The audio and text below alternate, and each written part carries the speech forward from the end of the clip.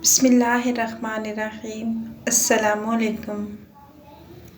मुझे आज भी वो दिन बहुत अच्छी तरह याद है जब मेरे बाबा ने ख़ुद को आग लगाकर अपनी जान ले ली थी।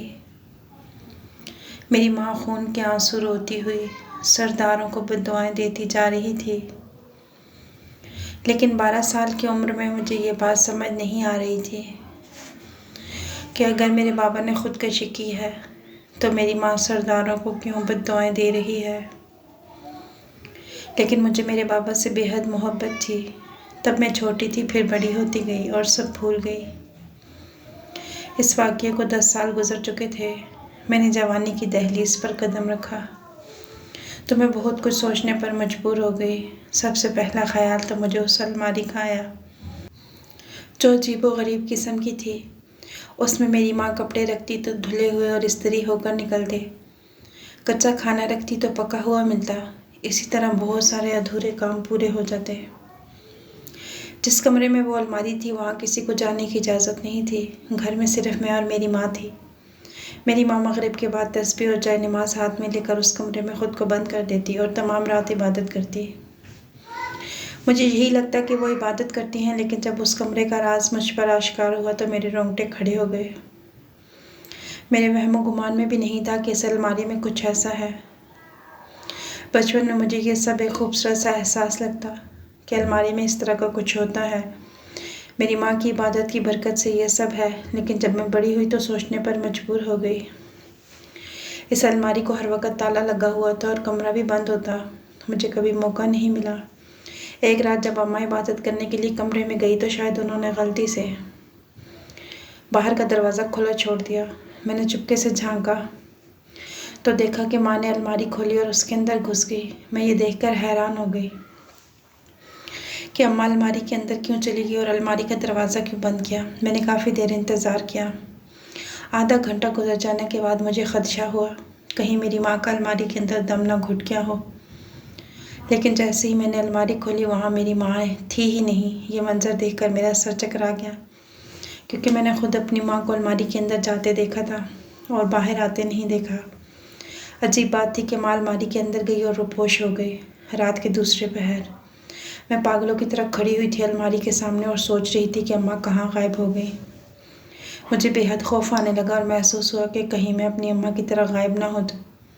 फिर मैं वहीं बैठी रही तकरीबन 3 घंटे।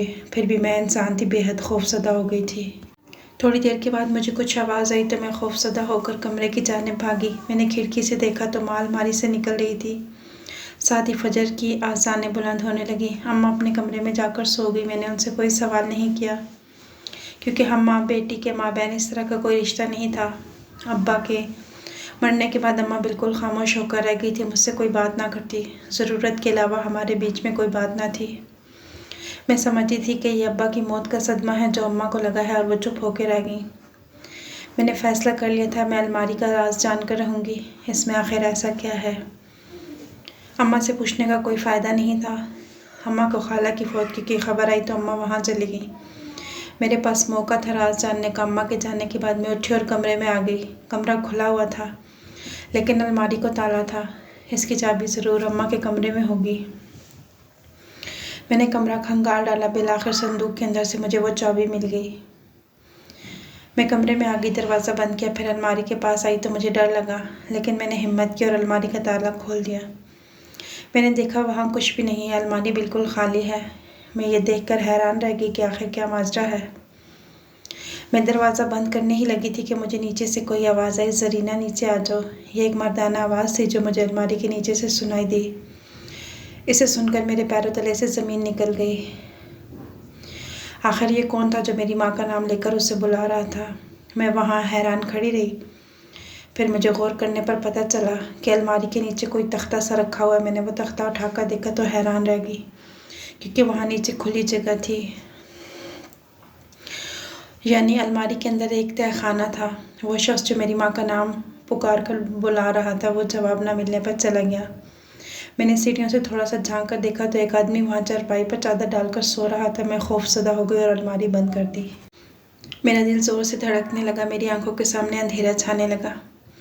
मैं ये सोचकर परेशान थी आखिर वो शख्स कौन है और मेरी माँ रोज़ाना इबादत के बहाने कमरे में जाके क्या करती है। मेरे जहन में तरह तरह के ख़यालात आने लगे अपनी माँ के मुतालिक। मुझे मेरे वालिदैन से बेतहाशा मोहब्बत थी और मेरे वालिदैन एक दूसरे के बगैर ज़िंदा नहीं रह सकते थे। मैं हैरान थी कि बाबा के जाने के बाद मेरी माँ ज़िंदा थी। माँ बीमार तो हुई थी तो मुझे लगा वो अब्बा की जुदाई में बीमार होगी, लेकिन आज अलमारी के तहखाने के नीचे एक शख्स को देखकर मेरा तो रहा सा भरम भी टूट गया था। मैं हमेशा सोचती थी कि मेरी माँ ने जवान और ख़ूबसूरत होने के बावजूद दूसरी शादी नहीं की। मुझे लगता था कि ये सब कुछ उन्होंने बाबा की वजह से किया है, यानी उनकी मोहब्बत में खुद फिना होकर बैठ गई और दूसरी शादी नहीं की। लेकिन आज मैंने जो कुछ देखा था, इसके बाद से एक लम्हे में मेरी माँ ने मेरी नज़रों से गिर गई थी। वो शख्स कौन था जिसे मेरी माँ ने तहखाने में छुपा रखा था, और न जाने कितने सालों से मैं उस आदमी से खौफज़दा थी। इसलिए तहखाने में नहीं गई और अपनी माँ का इंतज़ार करने लगी कि उससे सवाल करूँगी कि उसने मेरे माँ बाप को धोखा क्यों दिया।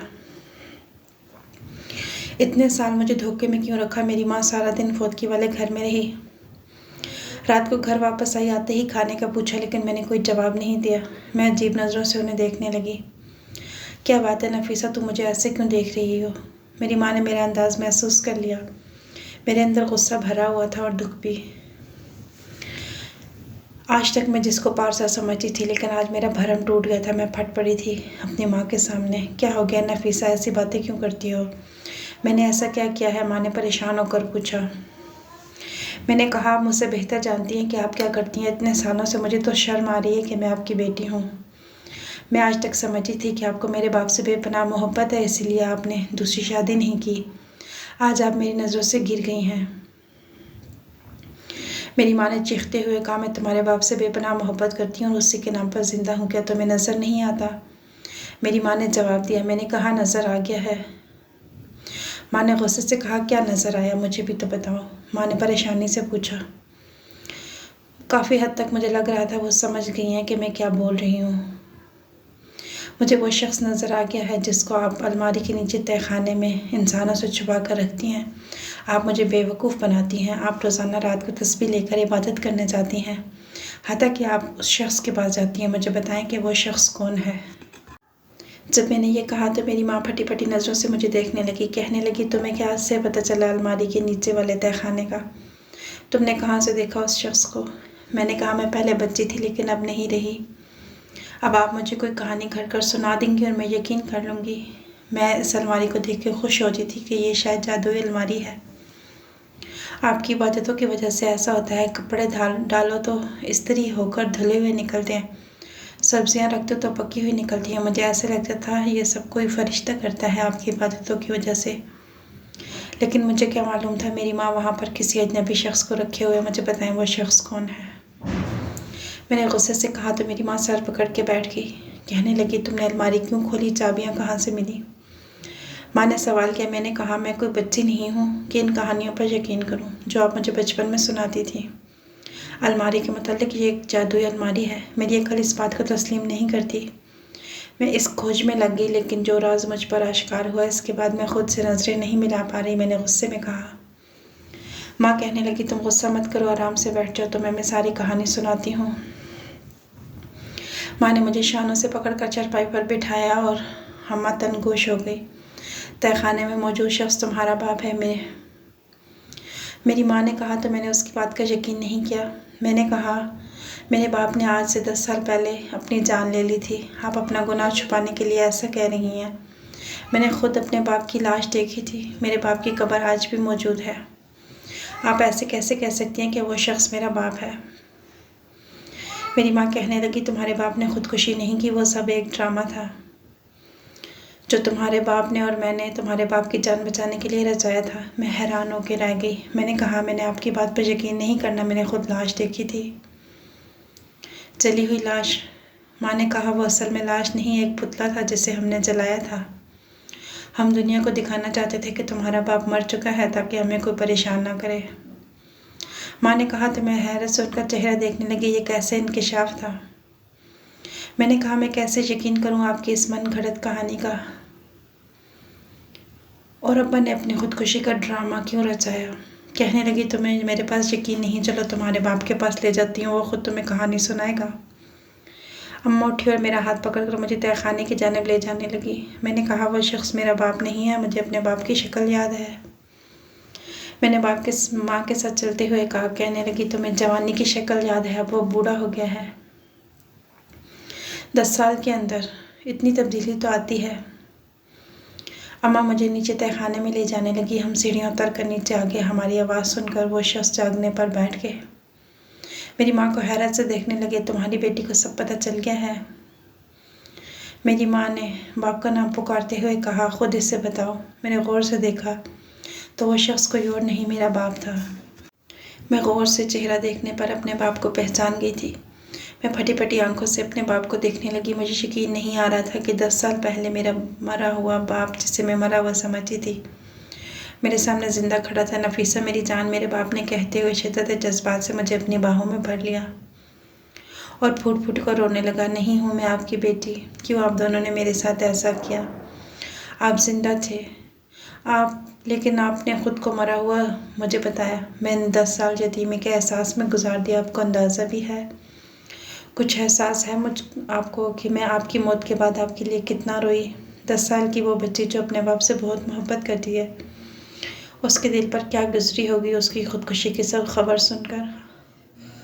आप दोनों को कोई एहसास है? आप दोनों ने मेरा बचपन बर्बाद कर दिया। मैं फूट फूट कर रोने लगी। बाबा कहने लगे, मेरी बच्ची, मैं बताता हूँ, हमारी मजबूरी थी।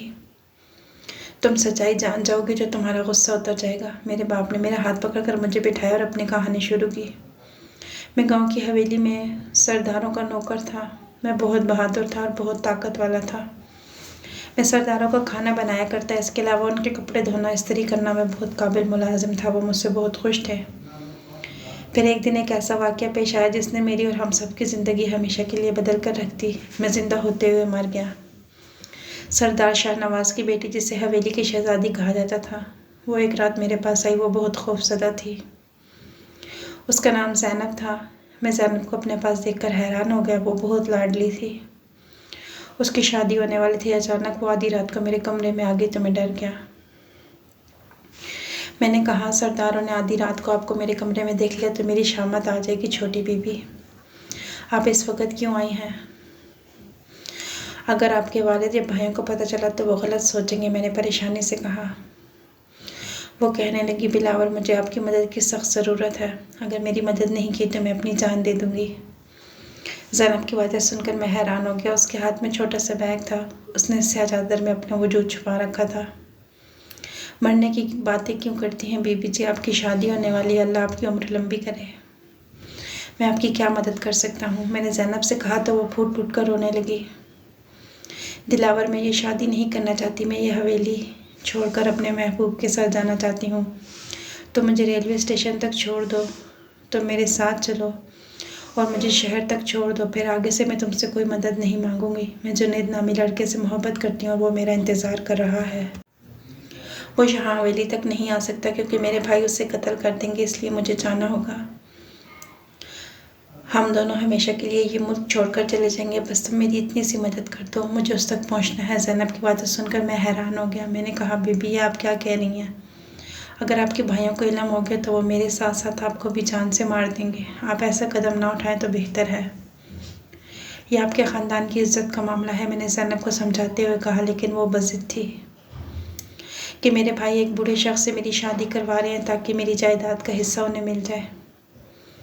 और यही नहीं, वो बूढ़ा शख्स 4 जवान बेटियों का बाप है, बहुत ज़्यादा मलकियत का मालिक है। उसने बहुत ज़्यादा पैसे का लालच भी दिया है मेरे भाइयों को और इसी लालच में अंधे होकर वो मेरी ज़िंदगी बर्बाद करना चाहते हैं। लेकिन मैं अपने साथ ये नाइंसाफ़ी नहीं होने दूंगी। वो बूढ़ा शख्स अपने इलाके का सरदार है और वो मुझसे निकाह कर रहा है, बल्कि समझे कि ख़रीद रहा है। मुझसे निकाह की बहुत बड़ी बोली लगाई है उसने। मेरी ज़िंदगी को बर्बाद होने से बचा लो, सारी उम्र दवाएं दूंगी। ज़ैनब ने फ़ौरन अपनी चादर उतार कर मेरे कदमों में रख दी और फूट फूट कर रोने लगी। मुझे वाकई उस पर तरस आया। वो 20 साल की एक खूबसूरत लड़की थी जिसे एक बूढ़े से दौलत की लालच में ब्याह जा रहा था। मैं हैरान था कि हमारे सरदारों के पास तो बहुत पैसा है, जायदाद है, ज़मीनें हैं। लेकिन उनकी लालच ख़त्म होने का नाम नहीं लेती। सिर्फ इसीलिए वो बूढ़ा शख्स पार्लियामेंट में MNA की सीट पर बैठा था। हमारे इलाके के सरदार अपनी पोजीशन मजबूत करने के लिए उससे रिश्ता जोड़ना चाहते थे, इसलिए ज़ैनब को सौदा कर रहे थे। ज़ैनब जो कह रही थी वो मेरे लिए बहुत मुश्किल काम था, लेकिन मैं उस मासूम को रोते देखकर पसीज गया था, इसलिए मैंने हिम्मत की और उसे हौसला दी और उसे रेलवे स्टेशन तक ले आया। रात का पहर तक किसी को खबर ना हुई। हम दोनों ट्रेन में बैठ के मैंने ज़ैनब को मंजिल तक पहुंचाया और वापस आ गया। सुबह होते ही एक मुलाजिम ने मुझे बताया कि सरदारों ने मुझे ज़ैनब के साथ देख लिया था और वो मेरी जान लेने के दर पे हैं। मैं अपनी जान बचाने के लिए घर आ गया। तुम्हारी माँ को कहा सामान बांधो, हम यहाँ से निकलते हैं। तुम्हारी माँ ने कहा हम दुनिया के किसी भी कोने में चले जाएंगे, सरदार तुम्हें ढूंढ लेंगे। मेरे जहन में फ़ौरन खुदकुशी का आइडिया आया। हमने एक पुतला सा बनाया, उसे आग लगा दी। सारे कमरे में भी आग लगा दी। अलमारी के नीचे तहखाने को मैंने बहुत पहले बना रखा था किसी और मकसद के लिए, लेकिन ये मेरे काम आ गया। तुम्हारी माँ ने रोना धोना शुरू कर दिया। पड़ोसी इकट्ठे हो गए कि सरदार के खौफ से मैंने खुदकुशी की। इस तरह हम सरदारों से बच गए। मैं और तुम्हारी माँ एक दूसरे से बहुत मोहब्बत करते थे। हमने 10 साल इसी तरह गुजार दिए। मुझे खाना पकाना आता था। तुम्हारी माँ सब्जियां वगैरह अलमारी में रखती और मैं तहखाने में खाना तैयार कर देता, कपड़े वगैरह धोकर इस्त्री कर देता जो गांव वालों के होते थे। इस तरह हमें कुछ पैसे मिल जाते और हमारा गुजारा हो जाता। मैं बाहर नहीं निकल सकता था, इसलिए हमने जादुई अलमारी वाला ड्रामा रचाया। मगर मेरी बच्ची, मैंने जो कुछ भी किया इस पर मुझे ज़रा भी अफसोस नहीं, बल्कि मुझे फ़ख्र है कि मैंने एक मज़लूम लड़की की ज़िंदगी बचा ली। सुना है कि ज़ैनब बाहर मुल्क जाकर अपने शोहर के साथ बहुत खुश है और मैं भी बहुत खुश हूँ कि मैं उसकी खुशियों का सबब बना। मेरे बाबा ने अपनी कहानी ख़त्म की तो मैं रोने लगी। रोते रोते उनके गले लग गए, उनसे शिकवा किया। लेकिन बाबा, मैं तो छोटी बच्ची थी, आपने मुझे क्यों नहीं बताया? मुझे बताते मैं भी आपसे मिलने आ जाती।